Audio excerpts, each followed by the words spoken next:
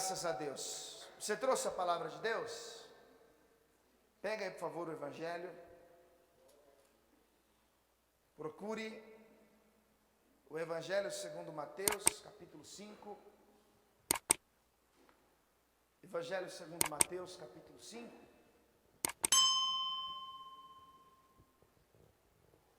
Nós chegamos na oitava bem-aventurança. Você sabe que o Sermão do Monte, que nós temos estudado já há 8 semanas, ele vai até o final do capítulo 7. Mas as bem-aventuranças, que compõem a primeira parte daquela pregação de Jesus, nós vamos concluí-la hoje. E o que Jesus diz nesta bem-aventurança que nós vamos estudar, é na verdade o resultado das 7 primeiras bem-aventuranças.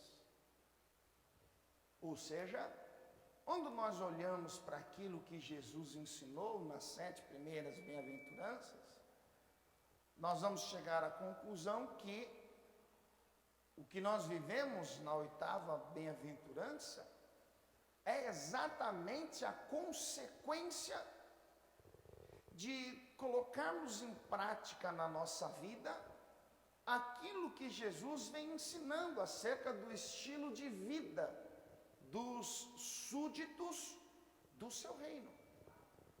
Quando ele diz em Mateus capítulo 6, versículo 33, buscai primeiro o reino de Deus e a sua justiça, ele está falando exatamente das bem-aventuranças do Sermão do Monte. Então, hoje, nós vamos fazer a leitura do versículo de número 10, 11 e 12.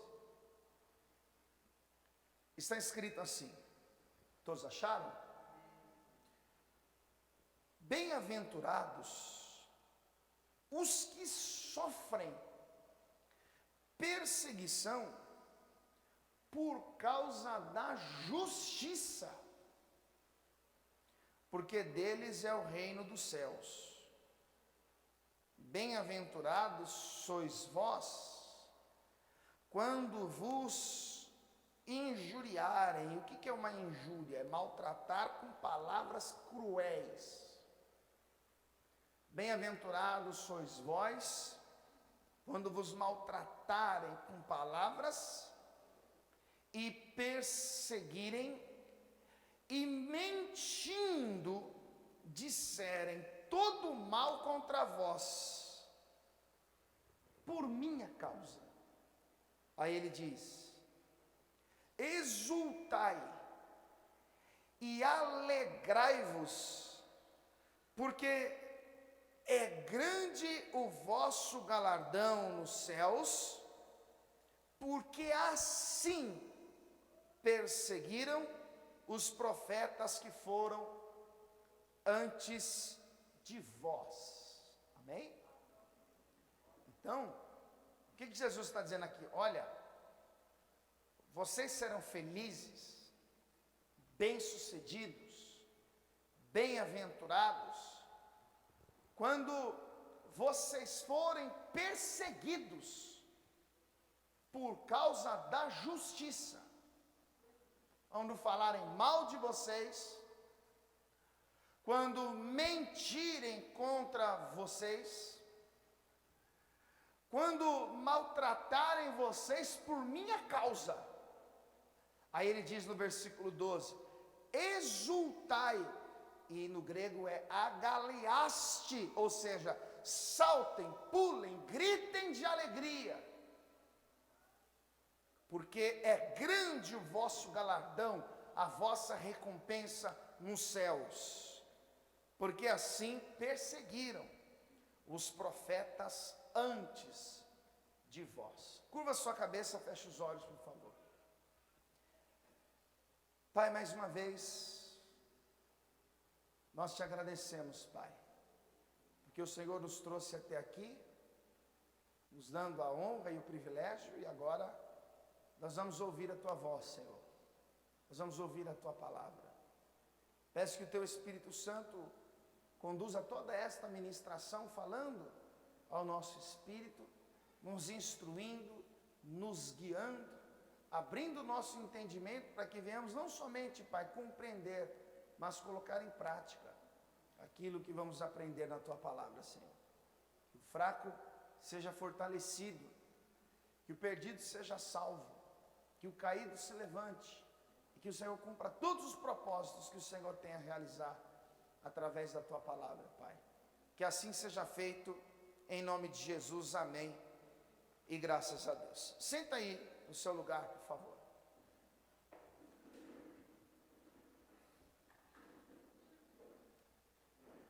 Jesus, ele está ensinando, está pregando acerca do reino de Deus, e as bem-aventuranças na qual estamos estudando há algumas semanas, elas revelam como deve ser o estilo de vida daqueles que foram trazidos das trevas para a luz. Como deve ser a vida daquele que foi escolhido pelo Senhor? Como deve viver os súditos do reino de Deus? Quais são as características deles? E o que Jesus fala nas bem-aventuranças é exatamente o oposto do mundo secular. É exatamente o contrário da felicidade que o homem sem Deus busca. O homem sem Deus, ele, para encontrar a felicidade, ele se torna arrogante, prepotente, soberbo, orgulhoso. Isso é, ele tem um conceito exagerado de si mesmo. Ele se acha bom, ele se acha sábio, ele se acha forte. Aí vem Jesus e diz: bem-aventurados são os humildes de espírito, porque deles é o reino. E os humildes de espírito são aqueles que olham para si, para a sua natureza, em contraste com a grandeza e a santidade divina, e eles entendem que eles precisam se agarrar a Deus em humildade, suplicando o seu socorro, a sua ajuda, porque ele é espiritualmente falido, totalmente dependente de Deus. Esse é o pobre de espírito.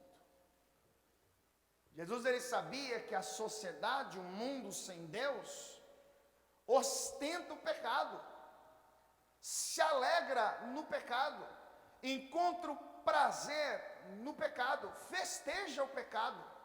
Aí Jesus vem e diz: bem-aventurados são os que choram por seus pecados, aqueles que lamentam os seus erros, aqueles que vivem tristes, choram, e aqueles que não aceitam viver na condição pecaminosa, porque eles serão consolados.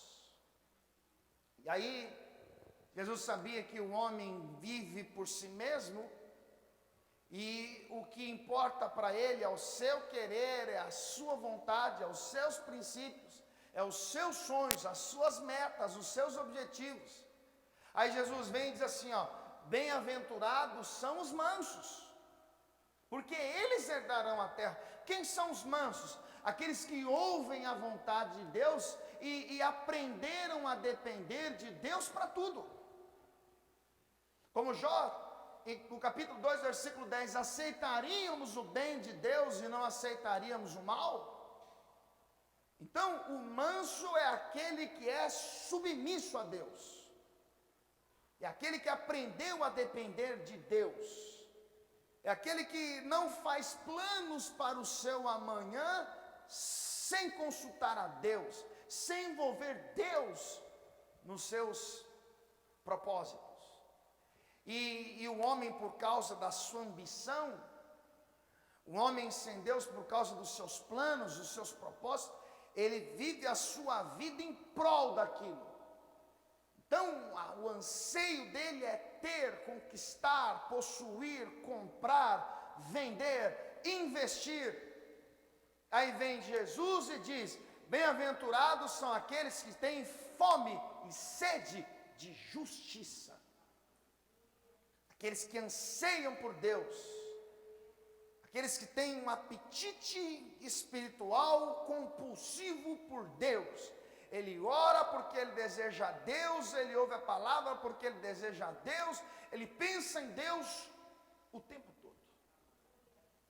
E aí, Jesus sabia que aquela sociedade egoísta, egocêntrica, onde os homens olhavam para o seu próprio umbigo, o Deus deles era o ventre, eles não se compadeciam com a necessidade dos outros, a prioridade deles era o seu querer, as suas vontades, por mais que os seus semelhantes estivessem em absoluta e extrema miséria, eles se preocupavam consigo mesmo. Aí vem Jesus e diz: bem-aventurados são os misericordiosos, porque eles alcançarão misericórdia.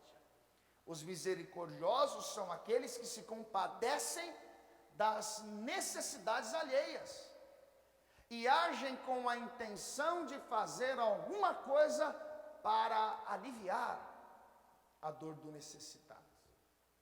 Bem-aventurados os misericordiosos, porque eles alcançarão a misericórdia. E Jesus, sabendo que aquela sociedade era uma sociedade maligna, pois ele diz: uma geração má e adúltera me pede um sinal. Jesus, ele sabia que o problema daquela religiosidade judaica era o interior.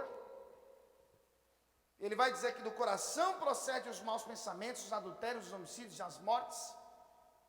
Jesus, ele sabia que a religiosidade farisaica vivia de aparência, mas eles tinham um coração distante de Deus, apesar de adorá-lo com os lábios. O coração deles maquinava pensamentos viciosos. Aí vem Jesus e diz: bem-aventurados os limpos de coração.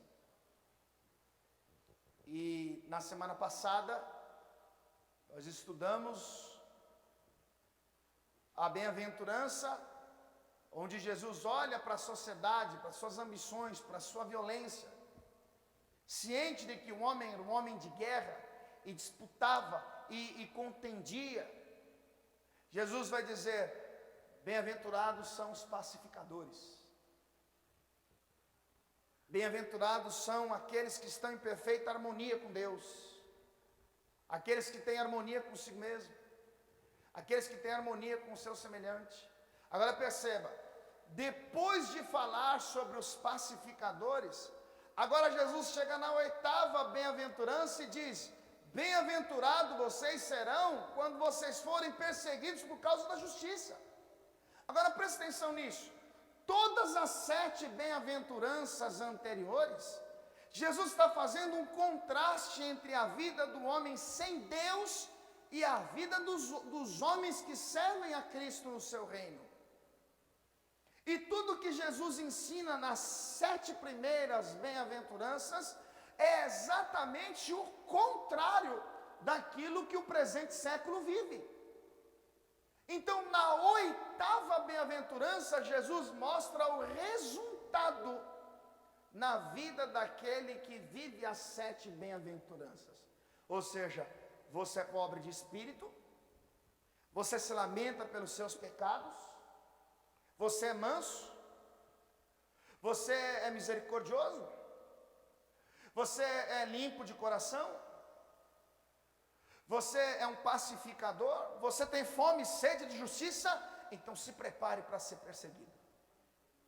Então, a perseguição torna-se uma evidência na vida daquele que vive em prol do reino, daquele que é súdito do reino, daquele que foi chamado por Cristo, daquele que vive lutando para pôr em prática aquilo que tem aprendido com Cristo. Por quê?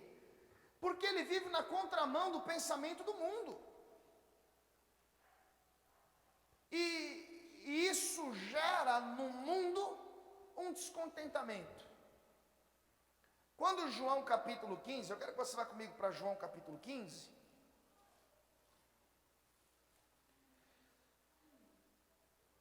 João capítulo 15, Deus vai chegar para os discípulos e vai dizer assim: olha, eu não chamo mais vocês de servos, mas agora eu chamo vocês de amigo, porque o que meu pai tem me dito eu fiz vocês saber. Aí no versículo 16 ele diz assim: não foram vocês que me chamaram, eu vos escolhi, não foram vocês que me escolheram, eu nomeei vocês, eu designei vocês, para quê? Para que vade e deis frutos, e o vosso fruto permaneça. E lá no versículo de número 18, Jesus vai dizer algo interessante. João 15, 18 está escrito assim: se o mundo vos odeia, sabei que primeiro do que vós, me odiou a mim.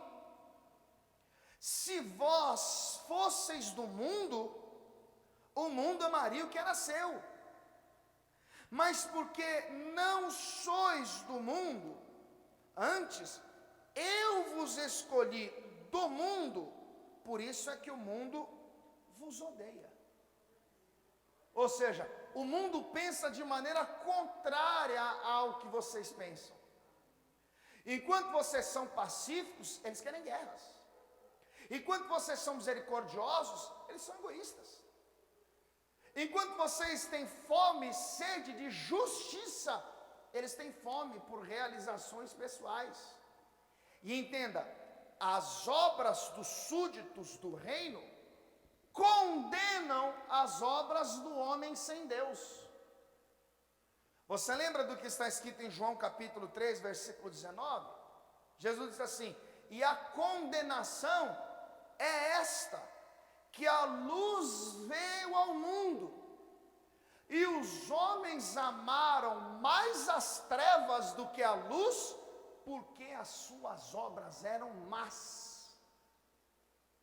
Então, quando eu sou pacífico, então eu condeno as guerras. Quando eu sou pobre de espírito, eu condeno a arrogância e a soberba. E é exatamente por isso que o mundo me odeia. E você precisa entender isso aí. O nosso estilo de vida, o estilo de vida dos súditos do reino de Deus, deve incomodar o mundo. Jesus diz em Lucas capítulo 6, versículo 26: ai de vós, se vocês forem elogiados pelo mundo. Porque se o mundo te olha com bons olhos, talvez você não seja luz. Talvez você seja só mais um deles. Se o mundo olha para você e bate palma, se o mundo se agrada com o que você faz, talvez você não pertença ao reino. O que Jesus está falando para os discípulos é isso. O mundo vos odeia, porque eu tirei vocês do mundo. Porque eu escolhi vocês do mundo, versículo 20. Lembrai-vos da palavra que vos disse: não é o servo maior do que o seu senhor. Se a mim me perseguem e perseguiram, também vos perseguirão a vós. Se guardarem a minha palavra, também guardarão a vossa. Mas tudo isso vos farão por causa do meu nome. Presta atenção. Por causa do meu nome. Jesus diz lá na bem-aventurança: bem-aventurados sois os que sofrem perseguição por causa da justiça. Por causa do meu nome. Porque não conhecem aquele que me enviou. Versículo 22. Se eu não viera, nem lhes houvera falado, não teriam pecado. Mas agora não tem desculpa do seu pecado. Aquele que me aborrece, aborrece também a meu Pai.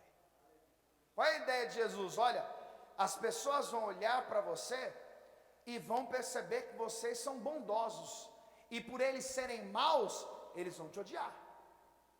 As pessoas vão olhar para vocês e vão perceber que vocês se compadecem das misérias dos outros. E como eles são egoístas e não estão preocupados com a necessidade alheia, eles vão odiar vocês.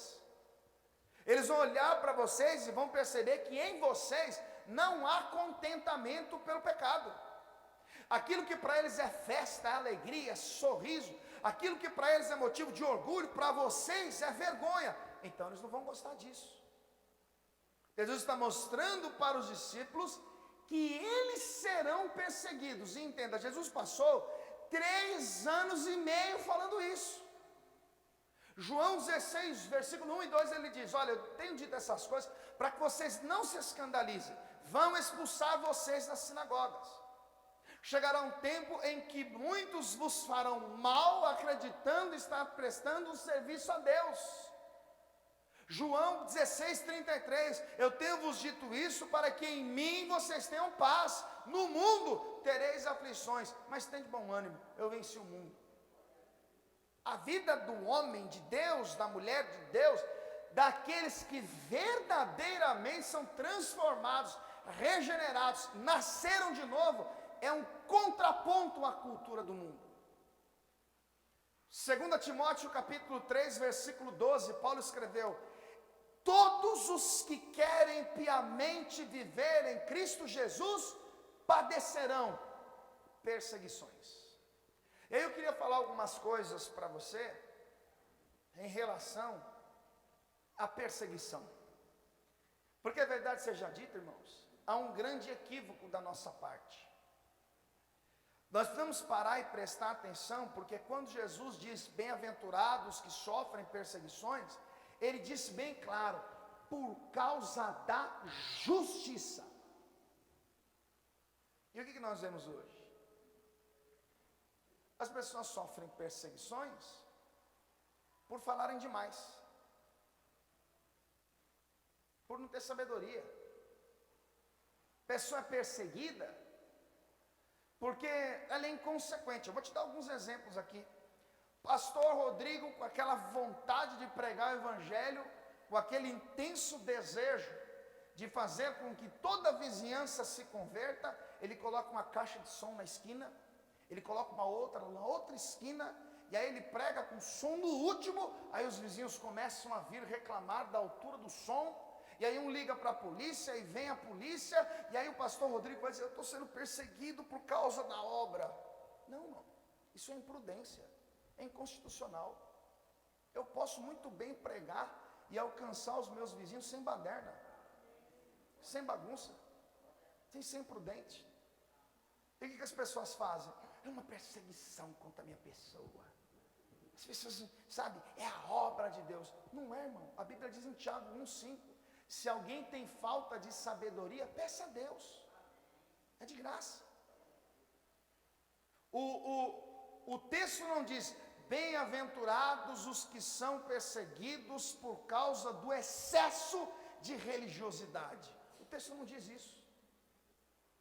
A pessoa tem um zelo pela religião, então ela prega, mas ela quer fazer o louvor também, e no dia que tem oração, ela quer fazer oração também, e ai de quem pegar a vassoura para varrer a igreja primeiro que ela, e ela quer fazer parte da escolinha, e ela quer atuar também no ministério evangelístico, e ela não percebe, mas ela está atrapalhando alguém, porque a igreja é um corpo, todo mundo tem que fazer a obra, mas ela quer fazer tudo sozinho, e isso gera alguns desconfortos, porque o irmão chega e diz: olha, eu queria fazer isso aqui, mas a fulana não deixa.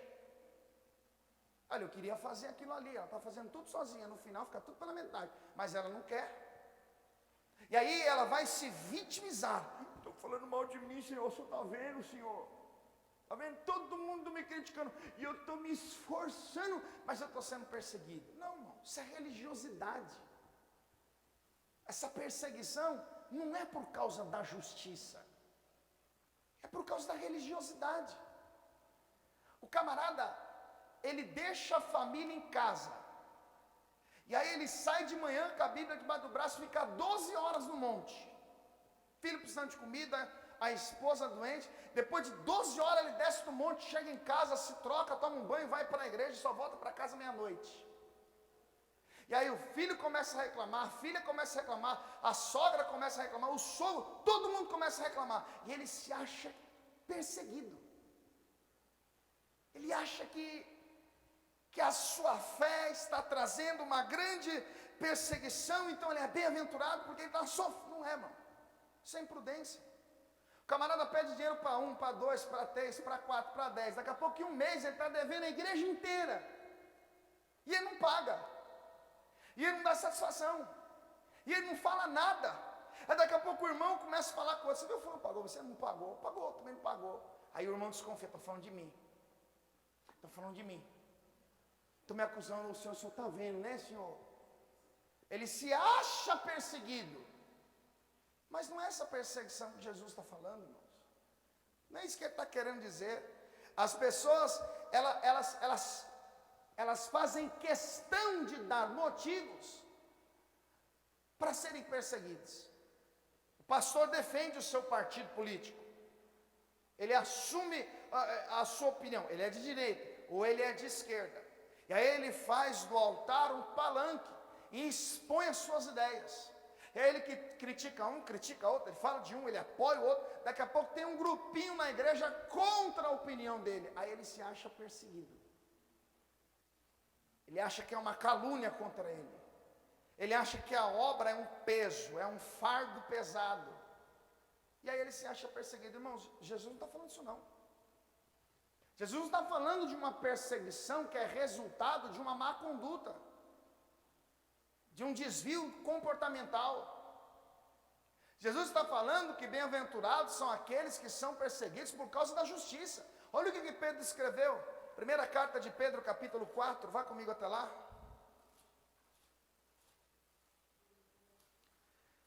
Primeira carta de Pedro, capítulo 4. Eu conheço um monte de cristão perseguido. Um monte, muitos, até aqui mesmo na igreja. Só que você vai olhar a perseguição dos caras, qual é? Comprou e não pagou. Aí as Casas Bahia estão perseguindo o cara. Pastor, o açougueiro está me perseguindo. O que foi? Comprei, não paguei. Ah, tá, parabéns. Pastor, o cara da padaria está me ligando todo. O que foi? Ah, peguei um negócio lá, não paguei. Essa é a perseguição dos crentes imprudentes. Por isso que Pedro, na sua primeira carta, capítulo 4, versículo 15, ele escreveu assim: que nenhum de vós padeça como homicida, ou ladrão, ou malfeitor, ou como que se intromete em negócios alheios. Sabe o que ele está dizendo? O sofrimento que você deve padecer não é consequência das suas irresponsabilidades. Você não deve padecer por ser malfeitor, por praticar o mal, por ser maldoso. Você não deve padecer por se intrometer onde você não é chamado. Não, pastor, eu sou assim, o vizinho brigou, gritou, eu fui lá, eu sou super crente, eu cheguei lá para resolver a questão, pastor. Aí se intromete onde não deve, fala um monte de bobagem, aí chega uma hora, está toda a vizinhança contra ele e ele se acha perseguido. A pessoa, ela chega, ela é a problemática da família. Ela quer se intrometer na vida de todo mundo, porque ela acha que conhece a Bíblia, porque ela acha super espiritual. Aí daqui a pouco está todo mundo criticando ela, e aí ela vai dizer: ai meu Deus, como essa vida de crente não é fácil. Não é esse tipo de sofrimento que Jesus está ensinando, irmãos. Quando ele fala aqueles que sofrem por causa da justiça, nós precisamos entender que a ideia de Jesus é mencionar aqueles que sofrem porque se parecem com ele, porque vivem como ele vive, porque amam o que ele ama, porque tem a mentalidade dele, o olhar dele, porque age como ele agia. Olha o que está escrito, volte aqui para a primeira carta de Pedro, capítulo 3, versículo de número 13.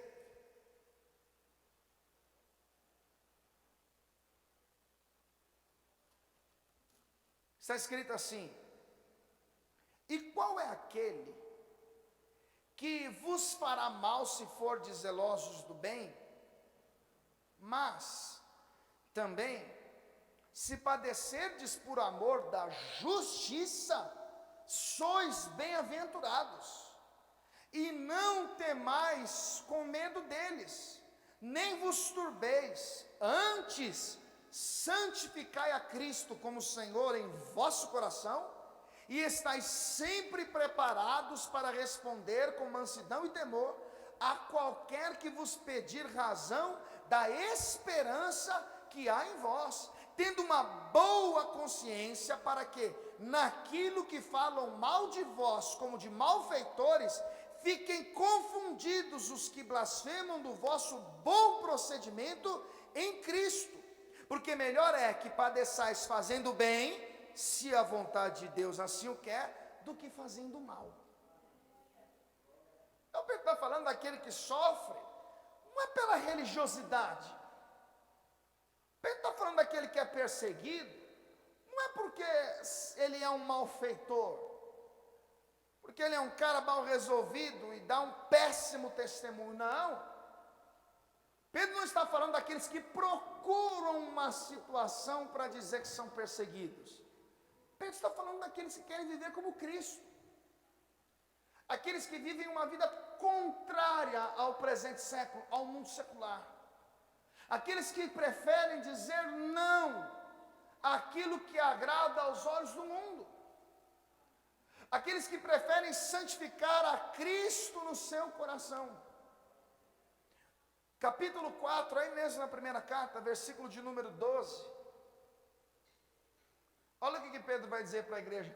E é importante lembrarmos que Pedro estava sentado bem pertinho de Jesus, quando ele ensinava o Sermão do Monte. Quando ele falava das bem-aventuranças. Capítulo 4, versículo 12.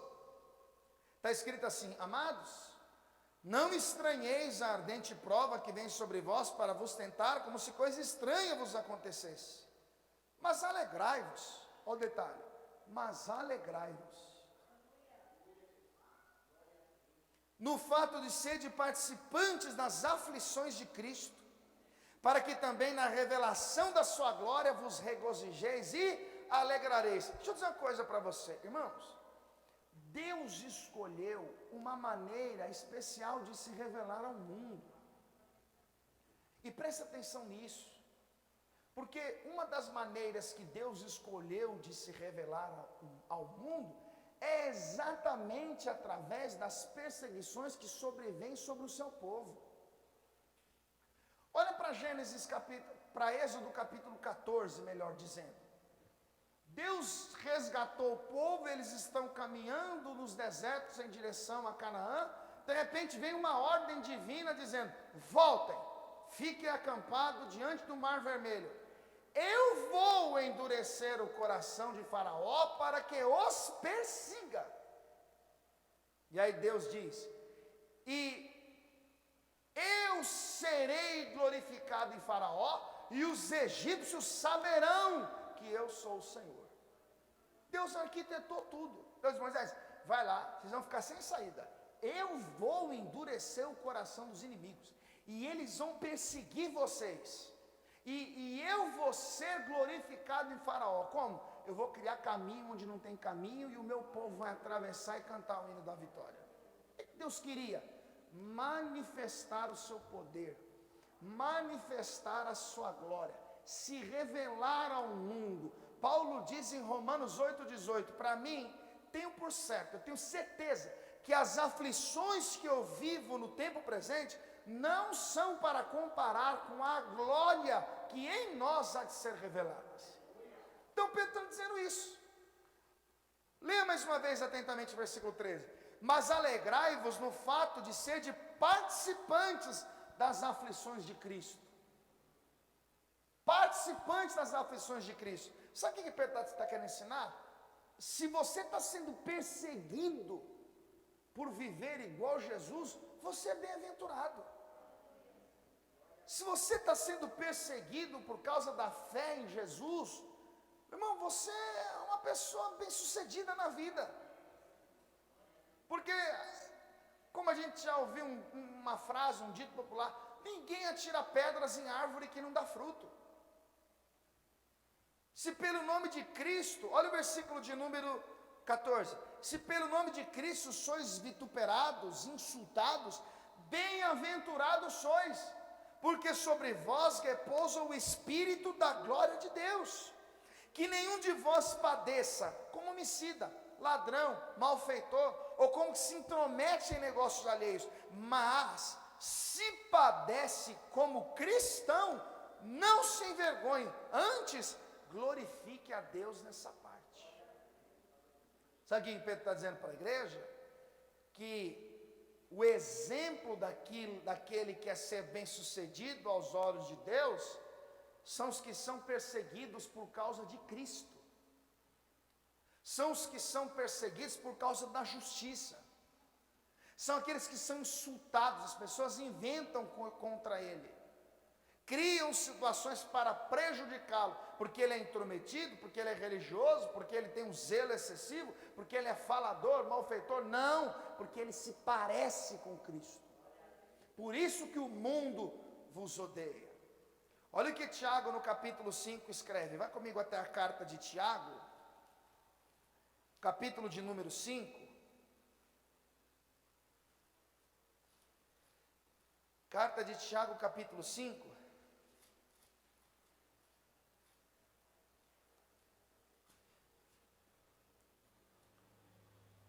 Escuta isso aqui. Nós nos acostumamos mal. Um dos maiores erros que nós cometemos desde o primeiro dia em que nos rendemos à graça de Cristo foi desprezar a Escritura.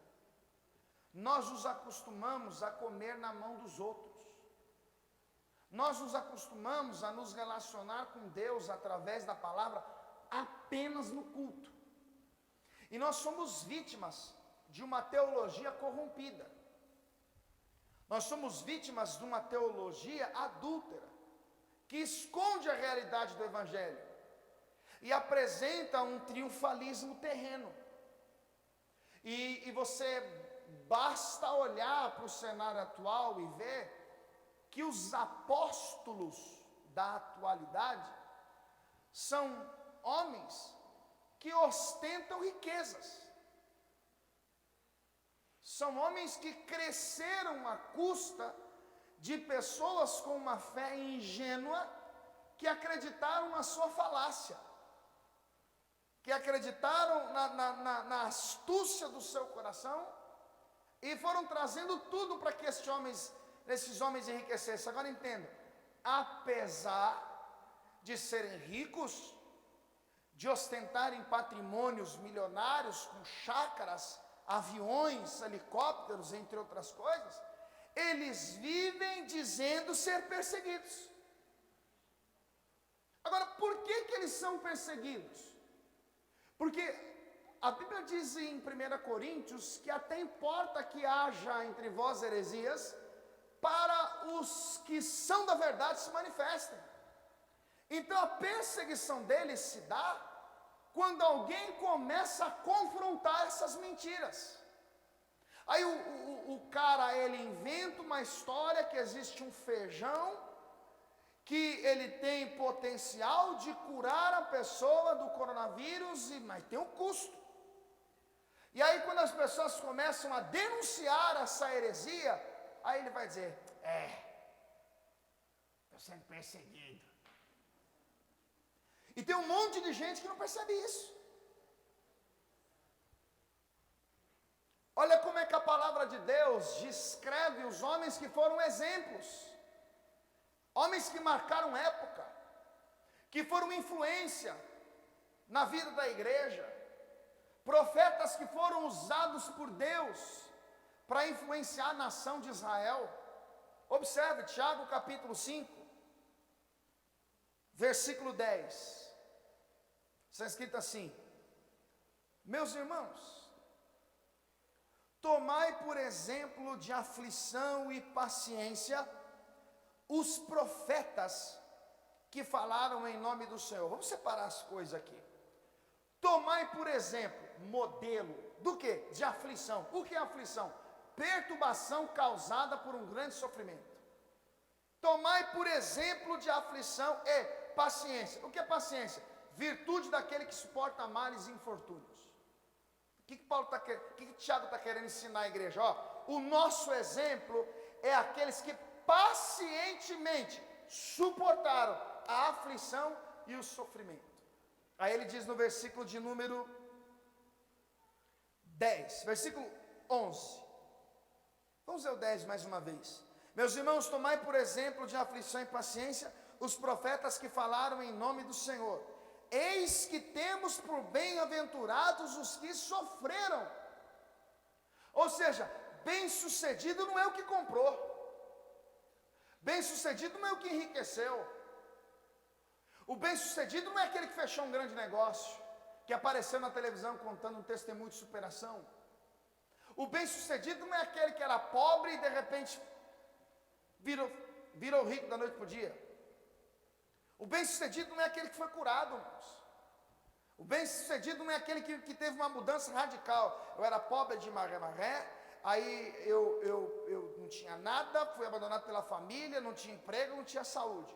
Hoje eu cresci, sou empresário, tenho jatos, eu tenho iates, tenho casa na praia, eu sou... Esse não é o exemplo de ser bem-sucedido.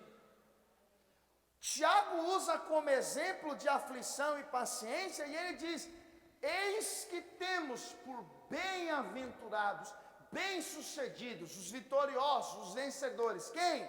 Os que sofreram. Aí é o exemplo que ele dá. Ouvistes qual foi a paciência de Jó? E vistes o fim que o Senhor lhe deu? Porque o Senhor é muito misericordioso e piedoso. O que Tiago está falando para a igreja? Aquilo que Jesus falou em Mateus capítulo 5, versículo 10. Bem-aventurado vocês serão quando perseguidos por causa da justiça.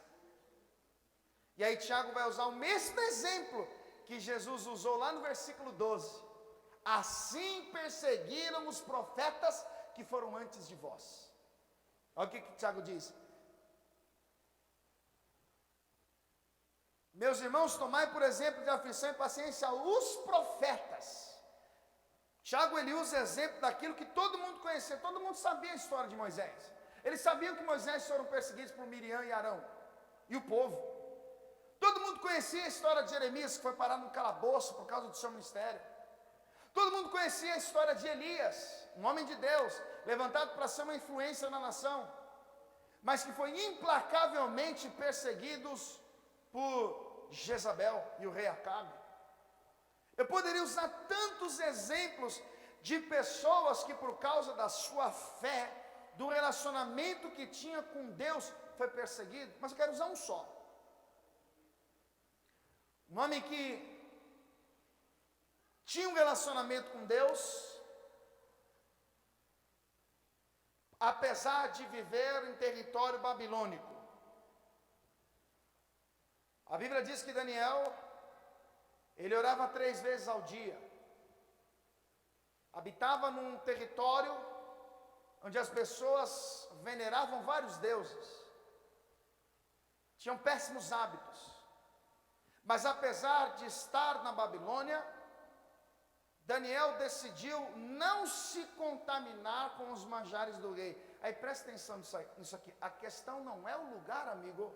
A questão é quem você é. A questão é a vida que você tem com Deus. A questão é o seu coração. Vamos aqui para o livro do profeta Daniel, capítulo 1.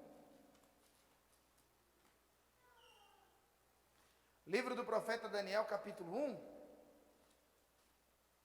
Eu quero ler com você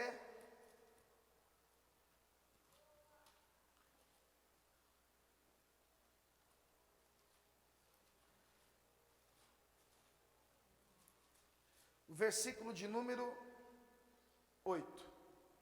Presta atenção nisso aqui. Daniel, capítulo 1, versículo 8. E Daniel assentou no seu coração não se contaminar com a porção do manjar do rei, nem com o vinho que ele bebia. Portanto, pediu ao chefe dos eunucos que lhe concedesse não se contaminar. Ora, deu Deus a Daniel graça e misericórdia diante do chefe dos eunucos. Daniel poderia pensar, mas todo mundo come esse negócio, todo mundo bebe esse vinho, todo mundo vive assim, aqui é normal, fazer o quê?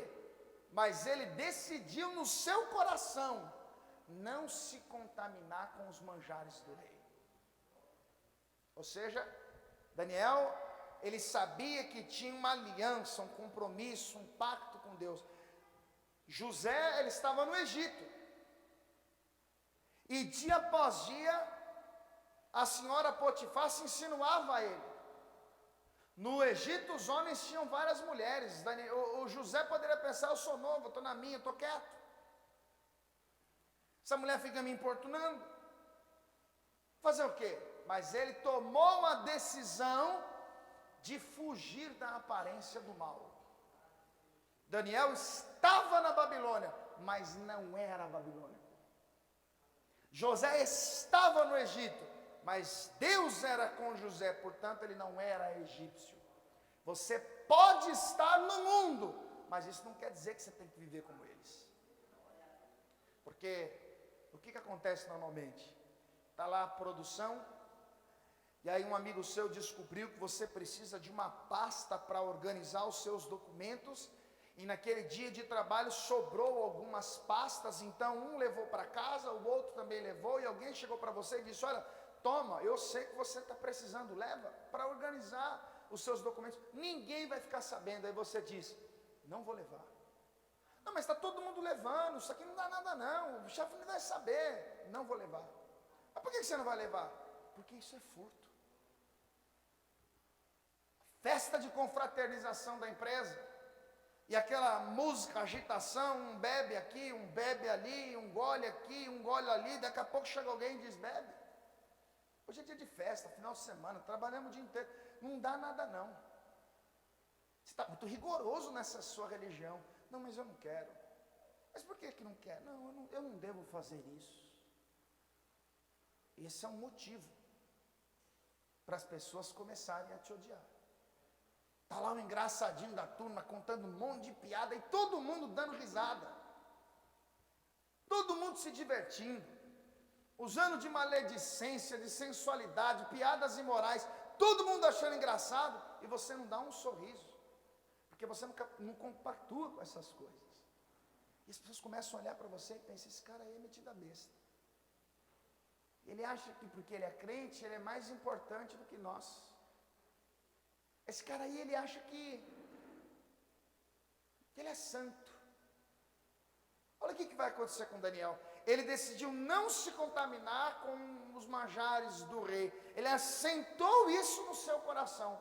Daniel vai ser um destaque, de modo que o rei Dário vai olhar para ele e vai pensar, esse rapaz é diferente. Ele é responsável. Eu percebo que ele não é como os demais. Esse cara é trabalhador, ele é honesto. Então o rei Dário tem bons planos para Daniel, mas tinha uma turminha que não estava contente com isso, porque eles odiavam Daniel, eles não gostavam daquela postura. Vai comigo aqui para o capítulo 6, versículo de número 3, está escrito assim, então o mesmo Daniel se distinguiu destes príncipes e presidentes, porque nele havia um espírito excelente, e o rei pensava constituí-lo sobre todo o reino. O rei pensava, eu vou colocar esse Daniel para administrar um setor, eu vou dar uma responsabilidade, porque eu olho para esse cara, eu sinto paz, eu olho para ele e eu confio nele. Eu percebo que ele é um cara de bom caráter. Aliás, deixa eu abrir um parênteses aqui na mensagem, para dizer uma coisa para você, que trabalha registrado, que presta serviço, que tem um patrão. Seja como Daniel, honesto naquilo que você faz. Você lê a primeira carta de Pedro, capítulo 4, quando você lê Efésios, capítulo 6, a Bíblia ensina como nós devemos nos comportar diante daqueles que são nossas autoridades. Sabe, eu disse aqui outro dia que eu fiz gestão de pessoas. Eu trabalhei numa equipe onde eu tinha responsabilidade de delegar atividades, e o que mais me entristecia era ver crente relaxado. O horário é às 6, ele chega às 6h10 e acha normal. É 1 hora de almoço, ele faz 1h20. E quando volta, demora meia hora para começar a trabalhar. Vai tomar café 5, 6 vezes numa manhã.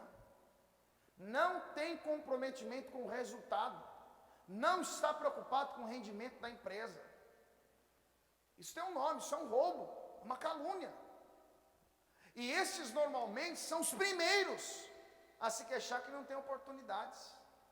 Por que que o rei Dário olha para Daniel e tem vontade de colocá-lo acima dos demais? Porque ele olha para Daniel e percebe que Daniel tinha um espírito excelente. Sabe como é que você é honrado por Deus no seu trabalho? Quando você honra a Deus no seu trabalho. Ponto. Fecha o parênteses. O rei olha para Daniel e percebe, ele é diferente. Ele tem planos para constituí-lo sobre o reino. Agora olha o versículo 4. Então os príncipes e os presidentes procuravam achar ocasião contra Daniel a respeito do reino, mas não podiam achar ocasião ou culpa alguma. O que os caras começaram? Olha, a gente tem que impedir isso aqui, porque se a gente não fizer alguma coisa, Daniel vai crescer. O chefe planeja constituí-lo sobre o reino. Se nós ficarmos parados, ele vai estar acima de nós. Nós temos que fazer alguma coisa. Então eles começaram a procurar defeito em Daniel.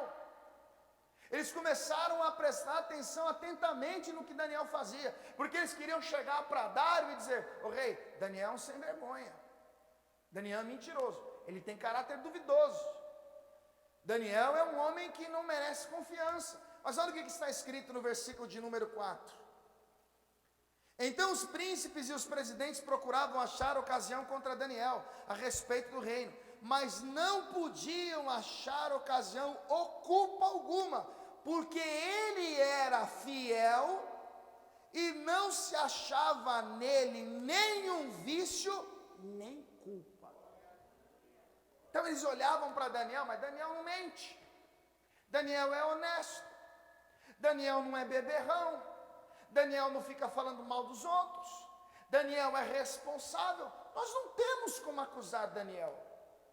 Não há o que possamos fazer para denegrir a imagem dele. Por quê? Porque Daniel era um homem prudente. Daniel era um homem que tinha um envolvimento, um compromisso com Deus. E como eles não encontravam ocasião para acusá-lo ou condená-lo, eles então começam a tentar mexer com a fé de Daniel. Eles vão querer criar situações. Olha o versículo 5. Então esses homens disseram: nunca acharemos ocasião alguma contra este Daniel, se não a procurarmos contra ele na lei do seu Deus. O que é isso? Perseguição. Por quê? Por causa da vida que Daniel tinha com Deus. Isso sim é um motivo de sobra para se alegrar, porque eles procuraram desvios de caráter, procuraram falhas em Daniel, mas chegaram à conclusão que Daniel não tinha vício, não tinha culpa. Só restava uma alternativa, a qual? Persegui-lo, por causa da fé que ele tinha em Deus. Bem-aventurados sois vós quando vos injuriarem, mentirem contra vocês, por minha causa, por causa da justiça. E você conhece a história. Eles vão fazer com que o rei Dário assinasse um decreto que proibisse todo homem de fazer qualquer petição a alguma outra divindade. E eles sabiam que Daniel tinha um hábito de orar 3 vezes ao dia.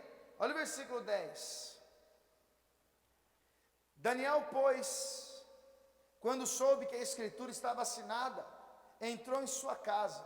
Ora, havia no seu quarto janela abertas da banda de Jerusalém, e 3 vezes no dia se punha de joelhos e orava, e dava graças diante do seu Deus, como também antes costumava fazer.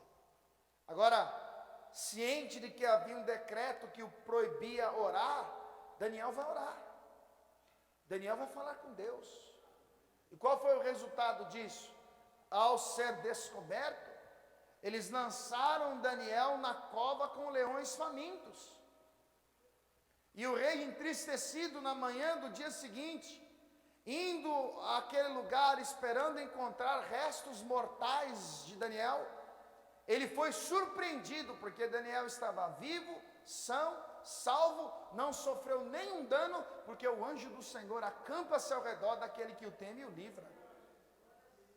E era exatamente os profetas que sofreram, que eram usados como exemplos. Exemplos de serem bem-sucedidos, bem-aventurados. Olha para a obra dos apóstolos.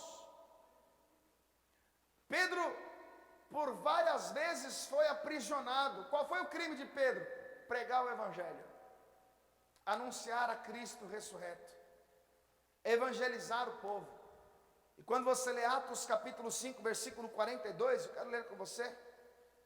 Atos capítulo 5, versículo 42. Veja o que está escrito no texto sagrado. Retiraram-se, pois, da presença do conselho, regozijando-se de terem sido julgados dignos de padecer afronta pelo nome de Jesus. Se regozijaram, se alegraram. Você viu? Nós somos castigados, julgados, nós somos afrontados pelo nome de Jesus. Estavam alegres, felizes, e todos os dias do templo, nas casas, não cessavam de ensinar e de anunciar a Cristo.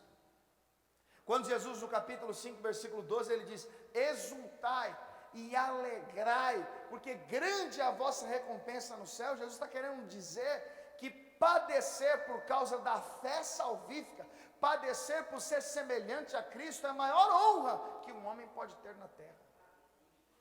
Por isso que quando Paulo pregava em Antioquia, em Icônio e em Listra, diz o texto que algumas mulheres foram persuadidas a depor contra Paulo. E o texto mostra que eles foram expulsos da cidade. Avança aqui para o capítulo 13, rapidinho. Atos capítulo 13, versículo 49. E a palavra do Senhor se divulgava por toda aquela província.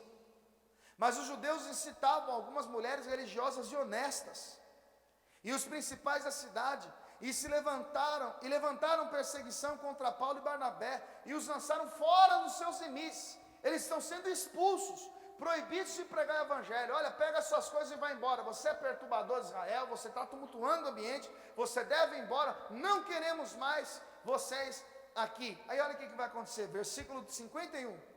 Sacudindo, porém, contra eles o pó dos pés, partiram para Icônio, e os discípulos estavam cheios de alegria e do Espírito Santo.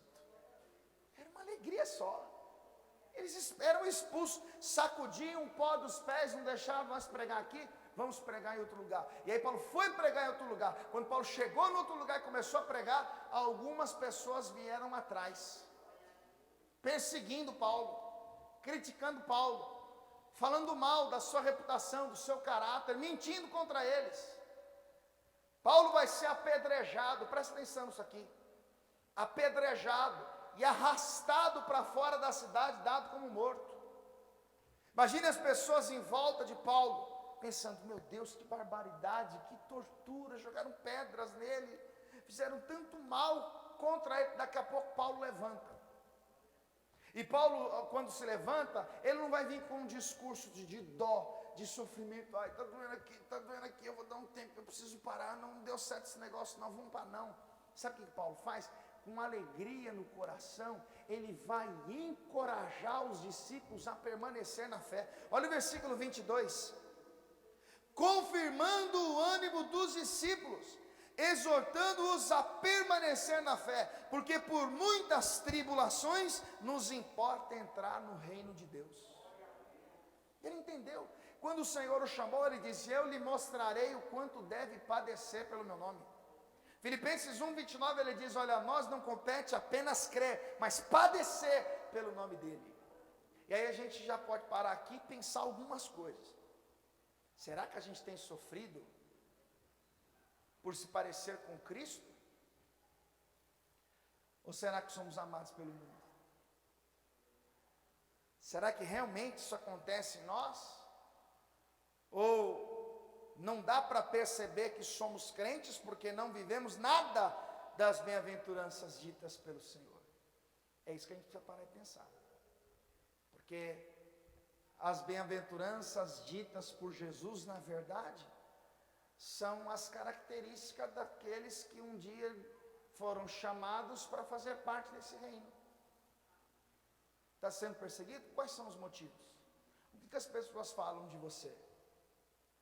Por que elas te perseguem? Olha o que a palavra de Deus está nos ensinando. Vai ler 2 Coríntios capítulo 11, do versículo 23 ao 28, o que Paulo fala acerca do seu apostolado, da sua vida. Aí você compara com os apóstolos de hoje. Aí você olha para a igreja atual, que, perdoe-me a sinceridade, tem cara de mundo. O mundo não odeia essa igreja. Por quê? Porque ela é transigente.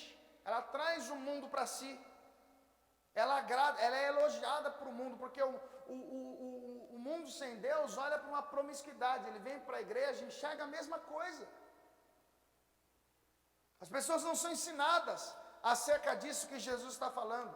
E quando você lê Jesus pregando a parábola do semeador, quando ele fala acerca da semente que cai em solo rochoso, e aí ele diz que aquela semente que não criou raízes, ele fala justamente que é aquela pessoa que é perseguida por causa da palavra, logo se ofende, e então ela para de buscar a Deus. O que Jesus está ensinando aqui, volta lá para o Mateus capítulo 5, é algo muito sério, meus irmãos. E nós precisamos parar e pensar que cristianismo nós estamos vivendo. A começar por mim.